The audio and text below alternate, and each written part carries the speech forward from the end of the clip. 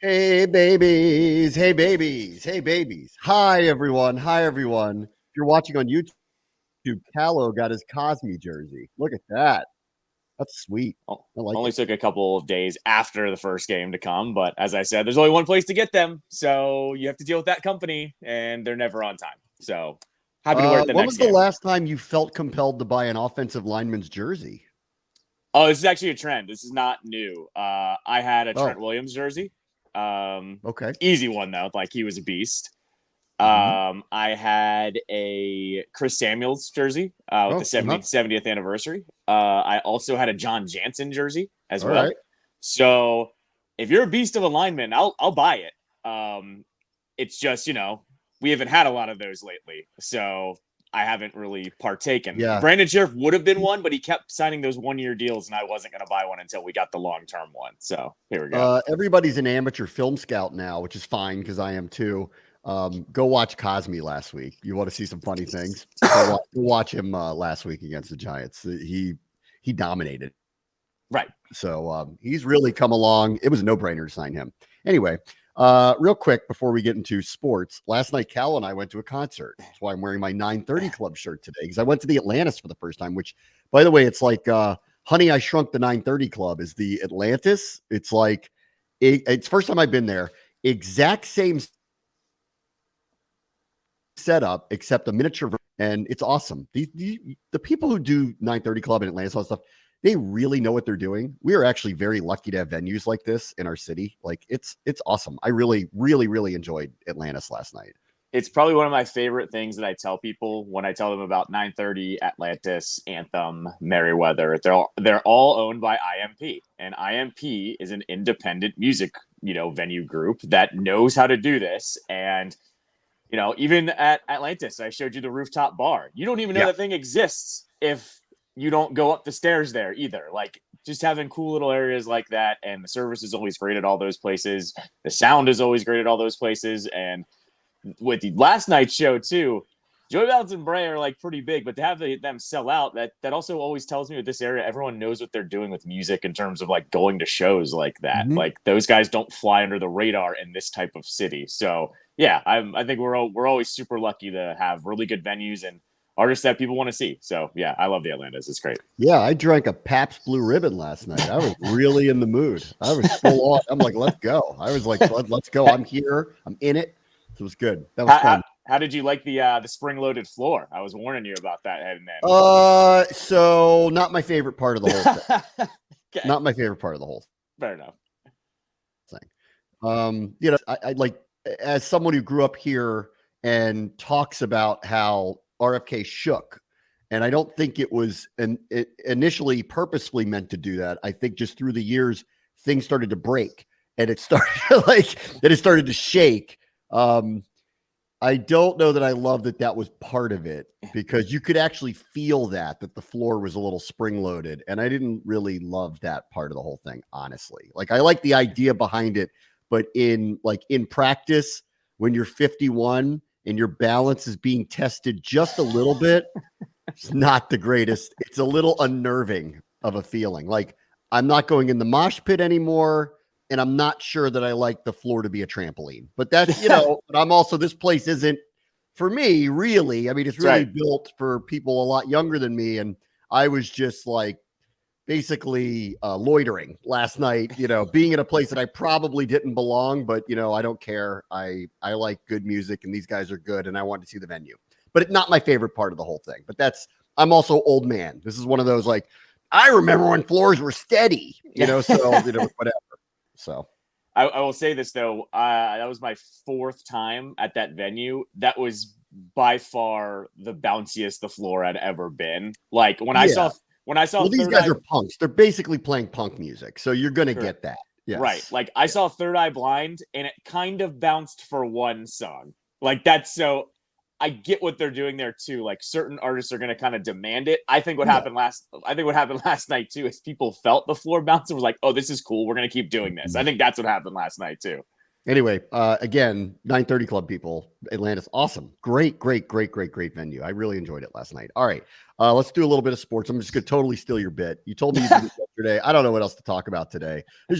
It's a Wednesday. There's not much happening. There's no major news. We already talked about Bryce Young, and frankly, I don't want to spend an hour talking about it anyway, or go through everybody's take on it, because I really don't actually think it's all that complicated. It's the guy is struggling clearly mentally now, and let's just move on. Like, this is the right thing to do for him. Let him take a break. His career's not over. Let's figure out what happens next for him. But he can't play this week because he's going to crumble, and it's going to be really, really bad. Anyway, so let's just get to other things. Let's just steal your bit. Who are the real 2-0 contenders? We got, good news for us. There's nobody in our division that is, so we're not chasing anybody at this point. That's really good.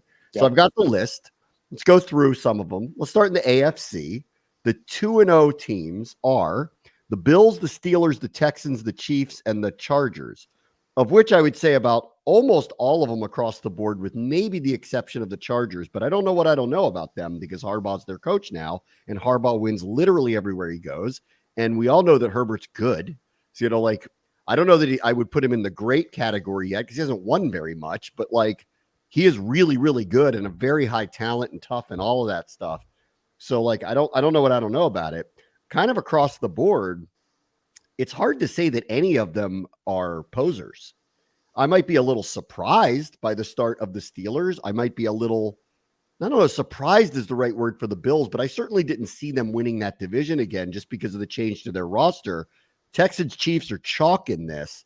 I don't know that any of them I'd sit there and go, that's a poser in any of this.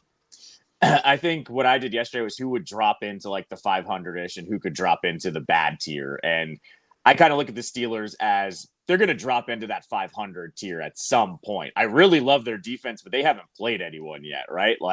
They played the Broncos, they played the Falcons. The Falcons had game 1 under Kirk.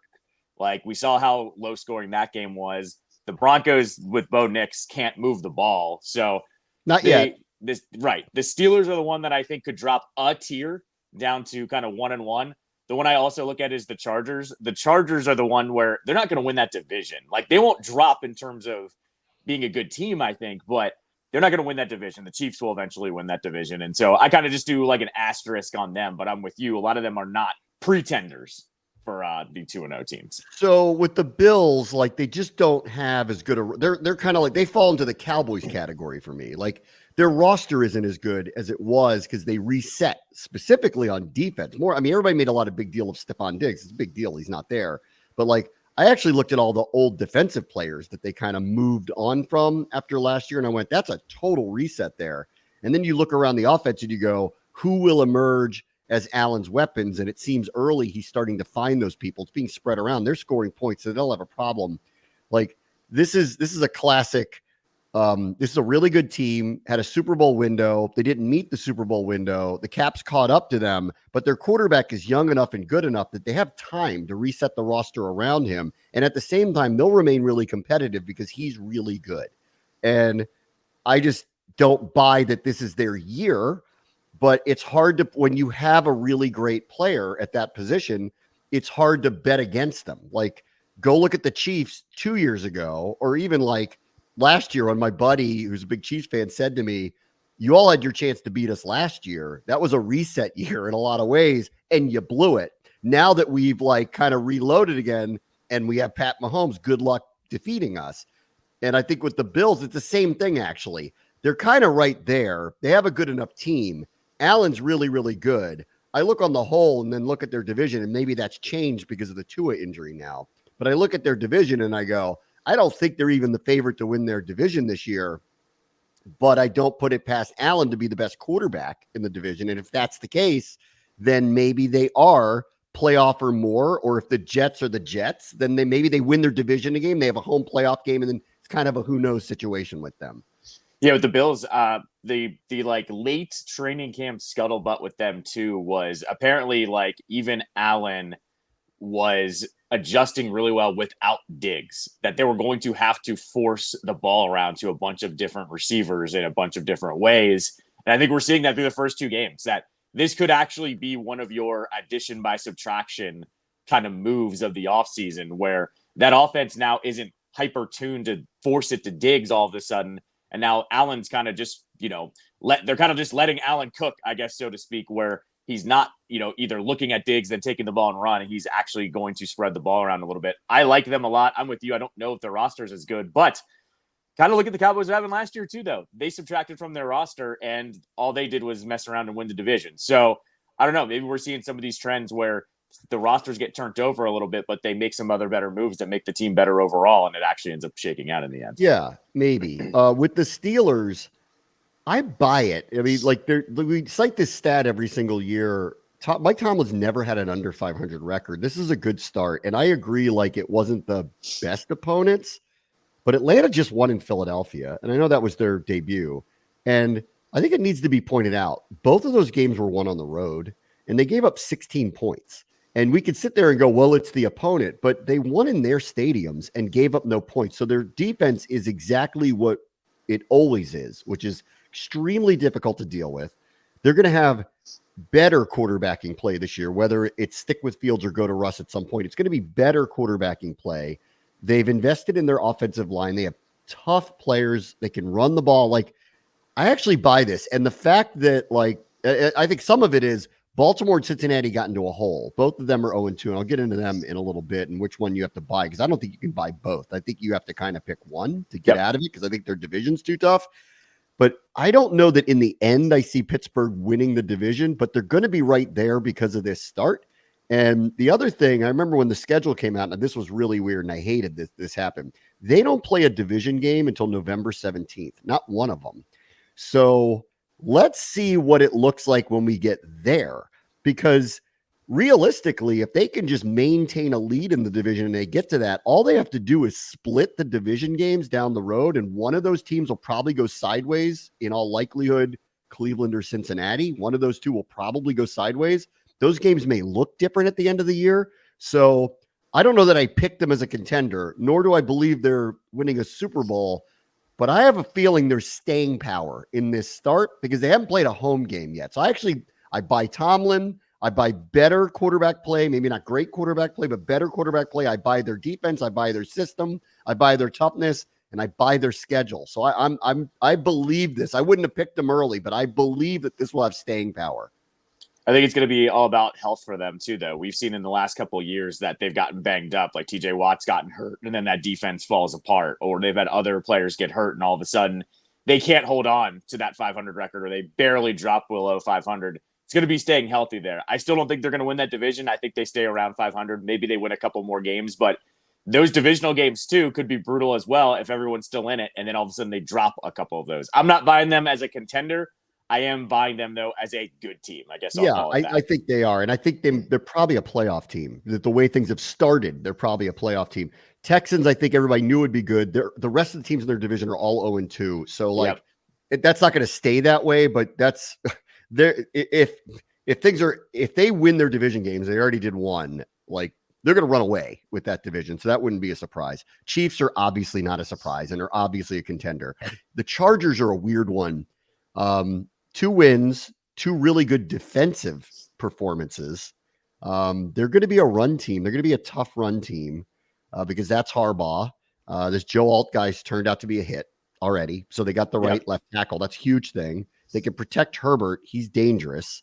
I feel like it's all kind of too new and not quite good enough, and they're in the wrong division because it's the Chiefs. But do they slip in as a wild card off of this start? And if they start to build momentum, and considering Harbaugh's history, why not? Like, I don't, especially if Denver's going to be really in a tough situation trying to get Knicks up to speed. And I think the Raiders, realistically, that doesn't feel like what happened last week in Baltimore. Doesn't feel like, oh, I think we've underestimated them. That feels a little bit like an aberration, honestly. So them being the second place team in that division, which means right in line for a wild card, would now offer their start not surprise me. But them overtaking the Chiefs, I'm not going anywhere near anything like that at this point.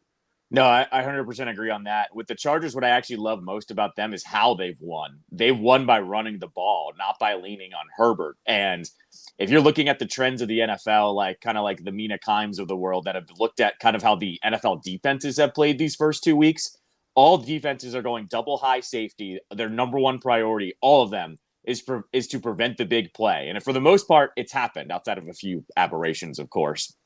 And what I think the trend is about to be in the whole league is you're going to win by running the ball. You're going to run it straight at defenses now. We're already seeing it. The Commanders are doing it, right? You're seeing other teams, actually running the ball. And the Chargers have an amazing quarterback in Herbert and are deciding to hand the ball off. And that's totally Harbaugh too, right? That's like the way Harbaugh runs the ship, right? I like that they've won by running the ball, and then they can kind of uncork Herbert whenever they need to. I'm with you. I'm not taking them over the Chiefs, but I like them way more in this setup than I have in years past. Okay. In the NFC, there's only one of the teams that's 2-0 of the teams that are that I think is not a surprise that they are, and that's Tampa Bay, off of winning a division, off of 4 straight years in the playoffs. The only NFC team to do that. I've talked a lot about them because we played them in the opener. That I'm like, I really buy them. Like, I really like them. I think that they're dangerous. And if things don't go well for Philly, who on paper look really good, or for some reason things slide for San Francisco because it's just time for him to kind of take a step back with all the kind of aging stars that they have and all the money that's spent. Like, you could see a path where they're a playoff team, but they're just not as good, or they can't. They have a lot of injuries already, McCaffrey, Debo, all that. Like, you can kind of see the path to, they're not going to be as formidable. They'll be good, but not as formidable. And if the Rams are going to fall off like they did, and Dallas is going to be average, like, there's an opening for a team like Tampa Bay or Detroit, obviously, to kind of make a run. So I'm not surprised by them. So I believe in them. The Saints offense, this can't continue. I mean, they're scoring at what would be a record clip in 2 games. Doing it to Carolina at home was one thing. Doing it in Dallas is another. So, second year for Carr, he's got major speed on the outside with his receivers. Kamara, if he's going to be Kamara, they're going to be explosive. This is ridiculously explosive, but they're going to be explosive. Do I buy them long term? No, because I don't see consistency in them. I haven't seen it since Drew Brees retired. I think that they're in a decent spot with this, but there's no way this keeps up. But in an NFC that I don't think has a bunch of behemoths in it, are they a wild card team? Yeah, sure. Sure. Why not? And if Tampa Bay has a bad run for a month, could they steal that division? Yeah, sure. End up 9-8, 10-7, something like that, and steal the division. Sure. So I don't know where you are on the Saints. It's a hell of a start. That's for sure. One thing I'll say is you and I last week, I remember every single week I would make fun of the Saints because I was like, how with all of their skill position players and having a solid quarterback, how are they scoring like 16 points a game? It was really ridiculous. Now, through these first 2 games, it's a different kind of ridiculous. I don't think the offense will keep it up at this clip, but I do think it would break a record. So that's right. Not by a lot. Sure. That's not going to happen. But I do think they've figured it out with Carr. Like, you don't do this as a fluke, looking at how the offense played last year. And I want to see what they do this week. They get the Eagles this week at home. So let's see, really, Eagles are coming off a bad loss. They're going to be pissed, but the Saints are at home. That's a legitimate, NFC contender. I want to see what they do against them because the first 2 weeks, you can jump a team in week 1, right? So it's kind of chaos. So let's I don't want to throw it away, but you take it with a grain of salt. And then, with last week, I don't know, with jumping Dallas, that's a different one. But also we've seen that defense fall apart at times, and they were yelling at each other on the sideline. Like, I don't know how much we chalk it up to the other team, but 40 points a game is 40 points a game. That's right. I want to see what they do this week. I'm not buying them to win the division, but I am buying their offense to be way better than it was last year. It has to be now. Listen, this is car wreck city for Philadelphia. It's amazing. Because they got to go down there. No one's more hot than them. They just came off of example 1 of that locker room might go crazy again. And if they somehow get blown out, which Hurts makes a couple weird throws, couple mistakes, all of a sudden it spirals the wrong way. That is a very tough place to play when it starts going the wrong way. It's very loud. There's a real momentum there. Like, I always say this, if you're going to bucket list places you've never been to and you want to go travel with the Commanders, go to New Orleans this year. Their games are really fun, and the Superdome is really fun. And obviously the city's awesome. And considering it's December, you'll get nice weather. It'd be it's all worth it to go down and see it. But I always say this, it's not who you play, it's when you play them. This is the worst time on earth for Philadelphia to have to play them. Off of that short week, go there. They have scored on every drive that they've had, and it's all unlike us, it's all touchdowns. Uh-oh. Like that is a 14-0 first quarter lead from going completely berserker on the Eagles. And I don't even know if AJ Brown's playing. Like this could go sideways on them. All right. The other two are Seattle, who they won 2 games. One of them is New England, and I give them credit for winning on the road. They had to go across the country, but I don't think anyone really believes that New England's very good. Then they won their opener. That wasn't a surprise. I will go with, I don't buy them as a contender, but, let's see. Because the Rams have started so poorly, maybe there's an opening for them or Arizona to be the second place team or more if all the injuries start to add up on San Francisco.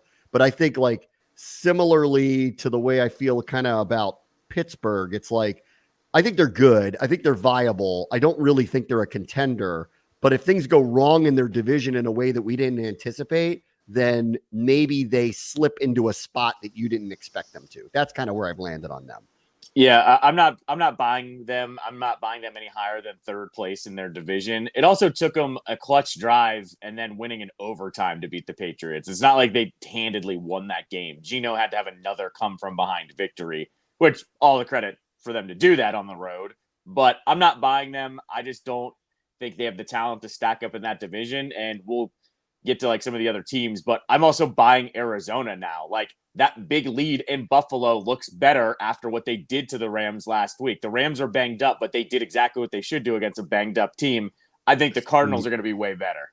See, they're interesting because people they have this perception of Kyler, like it's all Call of Duty or he's not serious about any of this. But the reality is, as of a few years ago, everyone was making the case, well, if they don't want him, there'd be 15 teams lined up to get him because he's a major talent. And all of a sudden, he's kind of just back healthy playing again, and people have just forgotten about that. And, you could argue pretty easily that he's the most talented quarterback in that division right now. So, if you take that perspective of it and you just put aside the perceptions of him playing video games and needing homework clauses, then I think, and I will say this too, that Jonathan Gannon guy had them playing very competitively, especially late last year. I don't know that they have the roster and really shouldn't have the roster to keep up with the other teams in this division. But again, if things go a little weird and he has a couple of games where he steals it for him because of his athleticism and playmaking ability, then all of a sudden they could kind of be sitting there to steal something too. So I think that's gotten interesting. All right, last one's the Vikings. And I don't buy them. I mean, I probably should. I like Kevin O'Connell, but I don't think they're as good as Detroit. And I don't think they're as good as Green Bay if Green Bay hangs on long enough to get Jordan Love back and get him healthy. Across the board, I don't. And I'm going to need to, this is going to be a Baker thing. I'm going to need to see it for a full season with Sam Darnold to actually believe that he's like turned his career around, is going to be really good there. I love their weapons. I mean, Jefferson's awesome. I think their defense is marginally better than it was, but not really good. And over the course of a season, just personnel wise, I think you're going to see that kind of manifest. So I call this one a really, really good start, and they're hovering around 500 by the end of the year. Yeah, I think when you have a quarterback that's now a professional like Darnold, he has a number one wide receiver like Jefferson. The defense is a little bit better there too. It's a good win against San Francisco, but San Francisco is banged up. I can't buy them, like you said, because of the rest of the division. Eventually, Detroit will get it a little bit more together. If Green Bay holds on, like you said, they'll be a contender there. I even think the Bears might even be a threat if their offense gets figured out. I don't buy them as much. I think that's the Vikings been a bad start.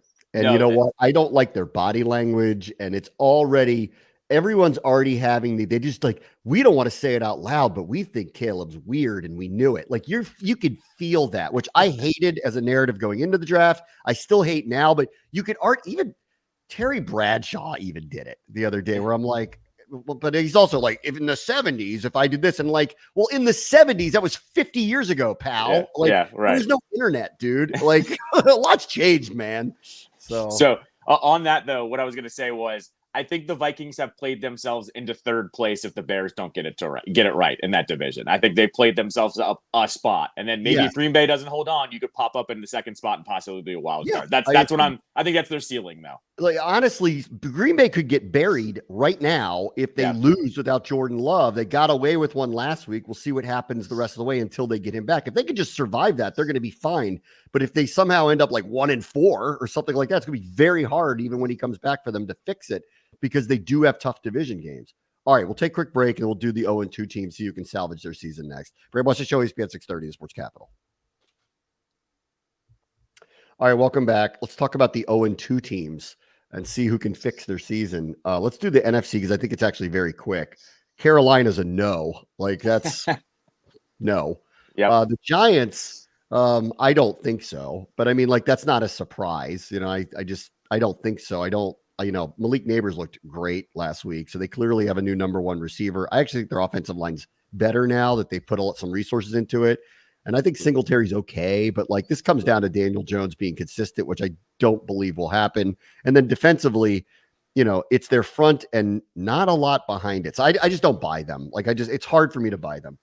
The Rams are an interesting one. Woulda, coulda, shoulda won in Detroit. So looked at all the part of when I came, into the season going, watch out for them. And now let's see. Nakua's hurt. Cooper Kupp's hurt. Stafford is never making it through seasons. They're 0-2 off a really bad loss. I trust McVay will get them settled and they're not going to be 5-12 or something like that. But my bullish feeling of them making a run to the Super Bowl is officially over. And I have a feeling that they're going to be around 500 now after what I've seen and the injuries that they've taken here early in the season. Yeah, with you. McVay's not going to let the train get off the tracks here, but they're going to win a couple of games, stay around 500. I don't see the path for them, though, to be a Super Bowl contender. I think they're too banged up now, and that division's too tough. I think that's ultimately what it boils down to. And they already a step down now with the Cardinals taking care of them on Sunday. I mean, they're 2 games behind Seattle, and they'll probably split with them. They're now behind Arizona, who, as we were just talking about earlier, I think was wildly underrated because Kyler is healthy now. I don't know that I buy them, but they're more formidable than they've been in a couple of years with him if he's healthy and stays healthy. And Marvin Harrison's going to be a problem for everybody. So, I don't suddenly it doesn't look good for them. It really doesn't. All right, in the AFC, here are the 0-2 teams. Denver, Sean Payton's going to have some explaining to do if Bo Nix has a really bad rookie season, because this is my own personal feeling. And again, and I'm amateur scout here, but when I watched the lead up, and I knew we were taking either Caleb, Jaden, or Drake May. So it wasn't like I was paying a lot of attention to Bo Nix because I knew that we weren't taking him. Like there was no chance we were taking him.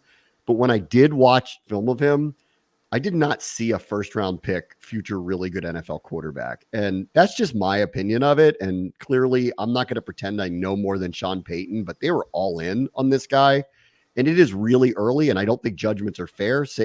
I don't think we should judge that Jaden's going to be awesome off of the first couple of games. I don't think we should judge that Caleb's a bust off of the first couple of games in the same way that I'd be like, Bo Nix struggled. Duh. Bo Nix. And Bo Nix struggled against Pittsburgh. Duh. Tomlin kills kills quarterbacks like this.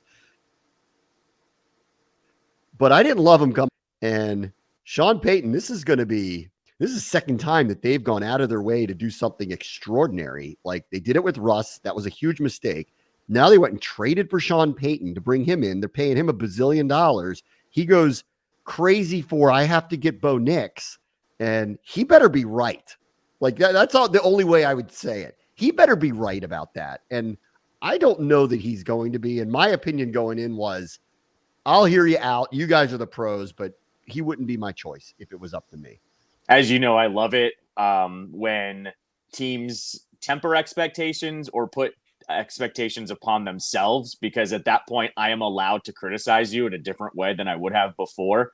The Patriots did the right thing with Drake May. They didn't make him the starter right away. He's developing. He's not starting right now. The Broncos went the complete opposite with a guy that wasn't a top 5 pick. And it was, we're all in on this guy. He killed his pre-draft meetings. Peyton's all in. He passed all of these tests. They told me he's the second coming. So now I have to treat it like, if he's not good, that's on you guys now. And I don't like Peyton as a person personally too. So I don't really buy the snake oil, salesman type pitch that he does. And so now that Bo Nix has come out and he looks a little goofy too, he's making some weird plays, and I get it. It's 2 games into his career. I have to judge it harder though, because you told me he's really good and he outright won the job there. Not to say they had a veteran that was going to win the job, over him, but like you said, you better be right. I'm not buying it with him though. I just don't think there's enough there, or he needs to develop longer, and that's going to take a little bit. I mean, listen, I watch a lot of film, and I don't sit there and pretend that I could be a scout or a GM or anything like that, but I have my opinions of it, and I didn't see it with him personally, but I also didn't look as hard as some of these others would, because I knew we were never taking him. Like it's always from our point of view, because I'm like, well, are we going to actually select this guy? And I knew that wasn't going to be the case, but I didn't love him. And I didn't think he was a first round pick personally. Like this is one of those, it's a pressurized situation. Like if he got taken in the third round, I think everybody would be like, oh, whatever. But because they went out of their way to do this, so we'll see, and then Peyton, listen, I always defer to these people, and I don't try to pretend I know more than them. I don't. So we'll see, we'll see what happens with Tennessee. I actually really liked Will Levis coming out of Kentucky, but he's doing crazy stuff here at the beginning of the year. And, the funny part is like their division is kind of shaping up the way I think everyone thought it would. Like Houston is really good. Let's see Stroud in year 2. I want to see it again, but still they loaded up. They look well coached. They look really good. They're the front runner. The Colts we'll see with Anthony Richardson, but I don't know that I buy them. Jacksonville, they need to prove to me that they are the team they were a couple of years ago, because last year was really weird and this start for them is really bad. So there's a path for a team like Tennessee to be a second place team in that division. But if Will Levis is going to do these things in the middle of a game, they will lose consistently. So I do not buy them that they will fix their season, because I think their quarterback will throw up on himself too many times. And like that, there's no worse feeling in the sport when you know that at some point he's going to do something that is going to alter the game. Like you just know it. You don't know when, you don't know how, you don't know what it's going to look like, but he will.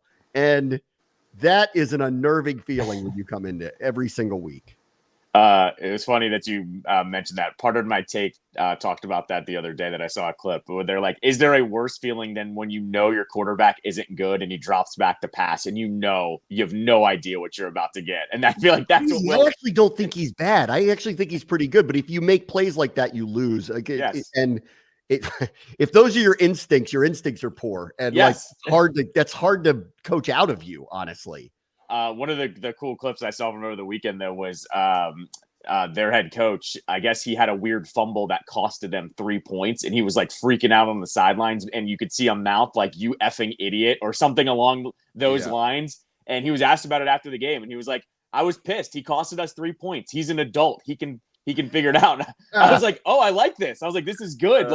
I think I saw it on McAfee. McAfee played it for Schefter, and both of them were like, we need a little bit more of this in the NFL, of like, guys are allowed to get mad when their quarterbacks make boneheaded decisions because they know they're boneheaded decisions. So maybe he'll improve. Like me that you weren't mad when he did something dumb. Like we saw you were, and you should have been. So one thing I'll just say on that to finish though is like, clearly though, Levis can improve if they are already talking to each other like that in public. I actually like it a little bit more than I did yesterday.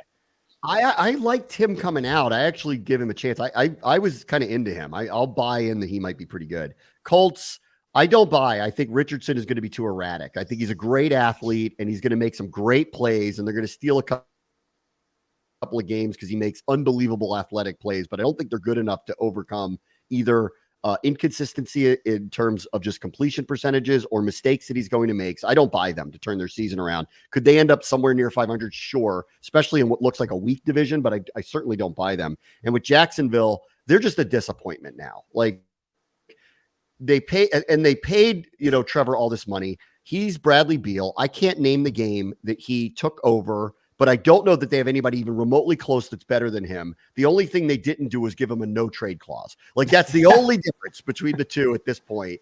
If they traded him for Kuzma, it'd probably be a great idea. So I don't know. I just don't buy them because I don't understand what's going on. Like I look at them and I go, you guys should be better than this. You have this quarterback that should make you better than this, but you're just not. And you'll have to tell me why, because I can't figure it out. So because I can't figure it out, and because you can't explain it to me, and because you're so under the radar with the former number 1 overall pick who missed the game in 58 years before he entered the NFL, I'm kind of just out.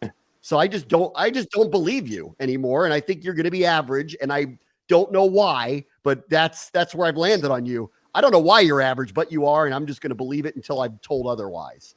I'll start with the Colts. They also didn't help Richardson out this weekend. Jonathan Taylor had like 12 carries for 108 yards and then didn't have the ball in the fourth quarter, like at all.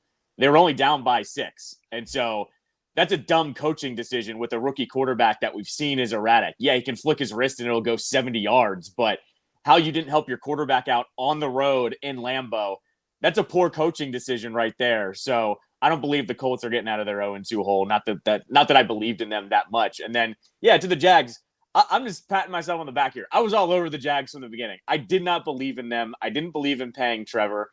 Their roster's fine. Can Dougie P coach? I don't know. Like, did he just catch lightning in a bottle with Philly? Like, there's a lot of just questions about that team. And, you know, this happens too. And I like to bring like the hockey analogy over here. Where's the sandpaper on the Jags? I don't see like kind of any kind of toughness or anything that'll just kind of get them through the season. I've been out on them and I will stay out on them at 0-2. All right. So the last two in the AFC are the ones that are worth discussing, which is Baltimore and Cincinnati. Cincinnati season on the line this week. That's an interesting question. I bet if you ask them there, they're going to tell you that. And I'm actually going to talk to Dan Hort, who's their play-by-play voice, and I'll air that interview probably on Monday to lead into the game. But I'm going to ask him that question. Do you honestly feel like your season's on the line? Because certainly they're going to be a heavy favorite. Certainly at home, 0-2, 0-3, the percentages of getting to the playoffs. And in a division like that, that's a meat grinder, I mean, they're not going to feel very good if they come out on a loss.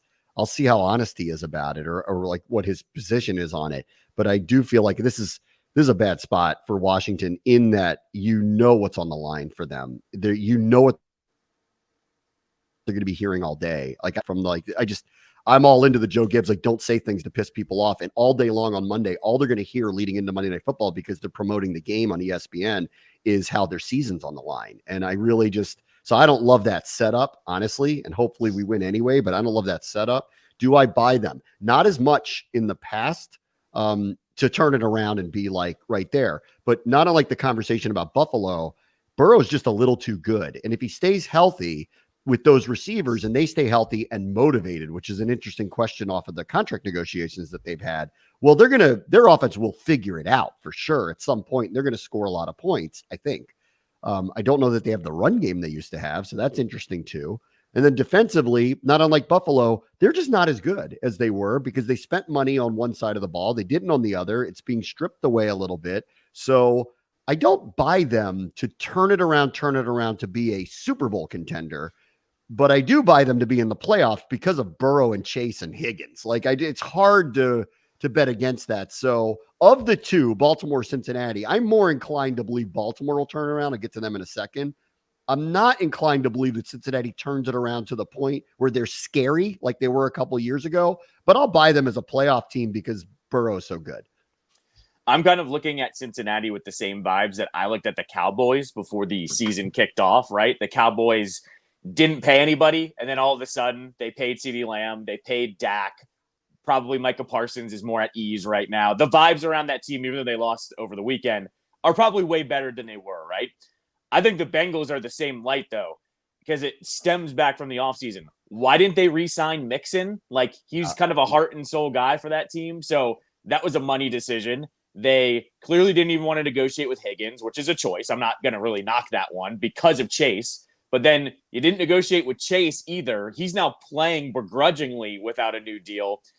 I look at them as they have the more potential to go sideways. I'm with you that Burrow is probably going to keep them in some games, but they don't have a run game now. And as I said, teams are realizing now running the ball is working in this iteration of the NFL's defenses. I don't like their run game. It's going to fall to Burrow, and do his receivers get right? I'm not sure. They're going to teeter more, I think, than the Ravens are, and that's why I'm not buying them. Yeah, last one's Baltimore. They've just done it too many times. So I have to think that what happened last week was an aberration. And I just have to believe that, but they lost their whole defensive staff. And so would their defense replicate what they did a year ago, which was inarguably the best defense in the NFL? I don't know. I looked at their roster of players, and I'm like, they're good, but not great. I'm actually surprised that they had the outcomes that they did. I thought their scheme worked really well last year. Well, it's going to be a little different this year.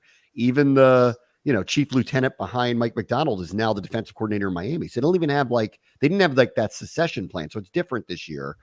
I trust Harbaugh though, and I trust Lamar, and I think and Henry, and I think they'll have some of those games. It'll hit at some point where their offense kind of overwhelms some people. They traditionally get these 17-0 leads and then they just kind of cruise the wins. I think that will happen. So I buy them. And at 0-2, if they ended up winning that division, that wouldn't surprise me. I think it's going to be hard now because of Pittsburgh's start, but that wouldn't surprise me. So I buy them to turn it around. Yeah, I think you actually have to look at what happened within their games too. They were a throw away from beating the Chiefs, right? Who are a contender. And I think you take that into account. And then last week, their loss against the Raiders, we talk about them every year. They're good for one of these blown losses for some reason. It happens every single year with them at the beginning of the year too. Remember they did it against Pittsburgh last year where they lost an early one and it was how did that happen? And I just think this happens to them, and it just happened to happen to them in the first 2 weeks of the season. I'm with you. Harbaugh's too good of a coach to let that thing go sideways. Their offense is a little bit too talented. I think their defense just figures it out in the end. They're a little too good to fail. They're just not going to do it. All right, let me take a quick break. Brad Buster's Show, ESPN 630, the Sports Capital. All right, welcome back. Brad Buster's Show, ESPN 630, the Sports Capital. Let's stay in Baltimore, hon. I was talking to you about this last night, and I want to spend a few minutes on it, which is the Baltimore Orioles are going to make the playoffs, likely as a wild card team, because they're kind of running out of time to catch the Yankees, but they're too far up in the wild card. They'd have to go horribly wrong for the last couple of weeks, and I know they lost really badly last night, but they are a really good team. They've been a wire-to-wire contender. They're off of a playoff season. They did get a true ace, to start the offseason by bringing in Corbin Burns. Most people don't believe they did enough at the trade deadline. It's fine. We could parse that out, but they are really good. And yet there is not of the media people that I watch that cover them, or just the general vibe of the fans. If you read social media, there's not a single person there that believes they're going to have some kind of run in October, which is the worst juju of all juju heading into a season. It seems to be a lack of acknowledgement of how good they actually are. And just a belief of we might be good, but we know we're not good enough, and we're preparing ourselves for failure, and probably early because of our pitching. And it's sad to watch because I'm like, this team is so good, but no one believes in them. And if you listen, just the post-game reports or some of the quotes that come out of the locker room, it is totally seeped in. You can feel it from them that they know they're going to be in the playoffs and not go very far. They know it. There was a quote from Brandon Hyde already. I think it was over the weekend or maybe last week, where he basically has already said to the team, we're going to make it in, and I need you to hit the reset button and basically believe that you're going to win and things are going to be different. And I'm like, why do you sound like the Caps down 3-2 to the Penguins right now? What's going on? So the playoffs haven't started yet. What do you mean hit the reset button? Hit the reset button. You have one of the best records in the game. What do you need to hit a reset button for? This is what I'm saying. They've allowed the wrong mentality to kind of sift through a locker room. You guys need to look at your record and realize that you are good. I don't even understand why you lack confidence. Everyone on the outside, let them have that feeling about you. Why do you believe it? But because you guys are verbalizing it and saying it, it's like it's your own, you're making your own destiny, honestly. And so I also believe they won't go very far. And that sucks because I look at this team and I go, they could have a dynasty with the lineup that they have. But if this is how they believe in themselves, they're never going to win crap. And it feels like this is what fans do. I'm worried about this. They're not going to get over that. You know what? The Nationals, the year they won the World Series, no one thought they were going to win the World Series. They were not the best team, but they were not sitting there going yeah, our record is what it is, but we actually think we stink. They sound like the sports radio in their locker room. It's ridiculous. Yeah, and I think what sucks the most is last year they actually got a little bit of a mulligan once it all played out, right? They lost to the Rangers, who were the buzzsaw last year, right? They won the World Series, and all of a sudden that opening series loss looked way better. First time they were in the playoffs as a group. So everyone goes, all right, first time. Most of the time you're like, all right, you'll see next year. No, Yes. that's not how people are acting about it at all. And what actually I think is the worst part about this, upcoming playoff run is there's not a single team that has really said, "Oh, we're the number one team that you need to watch out for." All of these teams have little flaws that you can exploit, and you don't know how it's going to shake out in the postseason. This one's wide open. Like, I don't think there's a legitimate contender in both the AL and the NL when it comes down to it. So, like, I would have liked a little bit more. Hey, it's wide open. Like, everyone's got their problems, but they're kind of permeating in their own locker room, which I don't like the vibes, man. It's bad vibes. I don't like the vibes either, but it's like there is a part of me that wants to go full Rivera on them and be like, guys. Like, Right. you guys have been it's not like you've had some, like the Nationals did when they wanted some magical run in the summer to like get to this point. They've been front runners the whole time. They were contenders walking in. Their record proves they're contenders. They're not a disappointment. They're not San Diego from a year ago or whatever. Like, guys, what's wrong with you? Like, why are you believing what everyone is saying about you when your record is what it is? Exactly. Like, have some disbelief if you want to, or how about galvanize over, we know you don't believe in us and we don't care. But that's not what they're doing. They're sounding like La Canfora every day. It's like nuts. It's totally nuts. What I think they're missing too is, last year we knew they were going to be contenders going in. I don't think we thought they were going to win 100 games last year. So they really embraced that, and it was all about the splash zone, right? And then the year before, where remember they entered into September like almost in a wild card spot, and they called themselves Chaos. Remember, it was like Chaos is coming. Like, they had an identity 2 years ago. They had an identity last year, and this year's identity is like, well, we're gonna make it. We just don't know what's gonna happen. That's a bad identity to have going into the postseason. These guys like win 2 out of every 3 games they play, and they won't look at each other in the eye. It's the weirdest thing I've ever seen. Like, I'm so accustomed to this grandiose ego for all of these guys, especially on good teams, that to hear this out of a team that's young and really good, it's disturbing. Like, someone needs to get a handle on that. And I don't know who it is. Maybe it's the manager or the GM or the owner. Someone needs to like shake them and go, you guys are really good, right? Like, how'd you lose sight of that? What I actually don't understand is, like, one of their team captains is James McCann. McCann's been around the block a million times. They look at him as like the captain of the team, essentially. I'm surprised he hasn't kind of tried to reel them all in. He's the guy that I would look at to do that. Because when we talk about like sandpaper and veterans to like get a squad, glued together, he's the guy. So I'm surprised it's gone this way. It's really weird. All right. Talk to y'all tomorrow. Brad Bush Show, ESPN 630, the Sports Capital.